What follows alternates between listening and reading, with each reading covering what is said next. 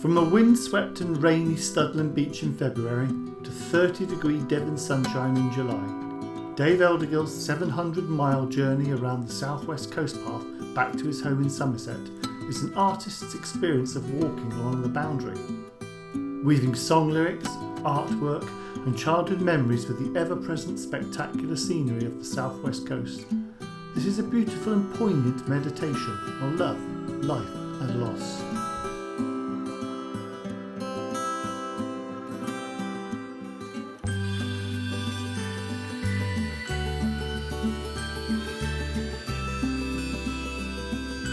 Our lives are woven by narrative and we all have stories.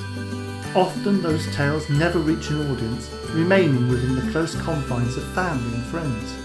Stories of love and loss, stories of brave deeds and selfless actions, happy stories, sad stories, profound stories and prosaic stories. We all have stories. The Nightingale Quarter is an account of the author's training as a nurse in the 1980s, when he was fortunate to encounter and talk to so many different people whose lives had traversed the 20th century and been impacted by the unfolding of its history, people with stories to tell.